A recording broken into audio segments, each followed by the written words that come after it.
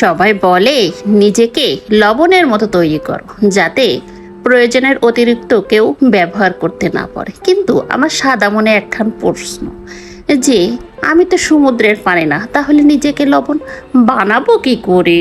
একটু বলবেন please. Hi everyone, আসসালামু আলাইকুম। কেমন আছেন সবাই?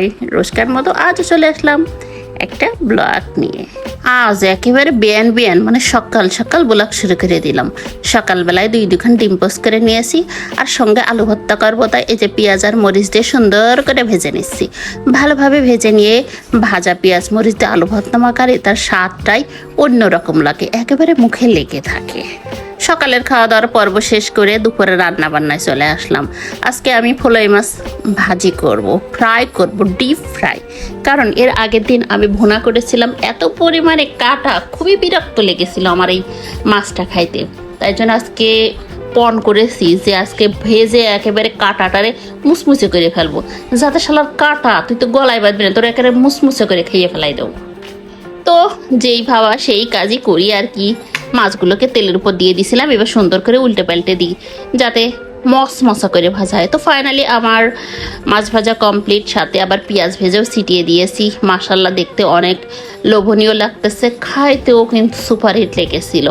আর যেহেতু এখন শীতকাল চলে আসছে, শীতের সবজিও বাজারে কিছু দেখা যাচ্ছে, তো আমাদের কিছু ফুলকপি আর আনছিল মিষ্টি কুমড়া, ফুলকপি আর আলু দিয়ে আমি আজকে ভাজি করব। তো ভাজি করার আগে একটু সিদ্ধ করে নিলাম, তারপর বাগার দেওয়ার জন্য পেঁয়াজ মরিচ রসুন হালকা করে ভেজে নিয়ে আমি বাগার দিয়ে দিলাম, দিয়ে বাস নাড়াচাড়া করে নিচ্ছি যাতে ভালোভাবে ভাজিটা হয় আর কি। কিছু সময় ভাজি করব।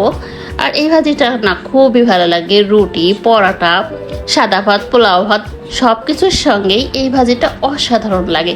কে কে এই ভাজিটা পছন্দ করেন অবশ্যই কমেন্টসে জানাবেন কিন্তু। তারপর চলে যাচ্ছি আর এক রান্নায়। আজকে আমি মুড়ি ঘন্ট করব।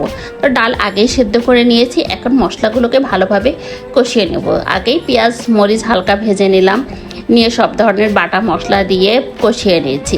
তারপর সিদ্ধ করা ডালটাকে আমি দিয়ে দিলাম মশলার উপরে, কারণ প্রেশার কুকারের একটু সিদ্ধ করে নিলে ভালো হয়, না হলে কড়াইতে অনেক সময় লাগে।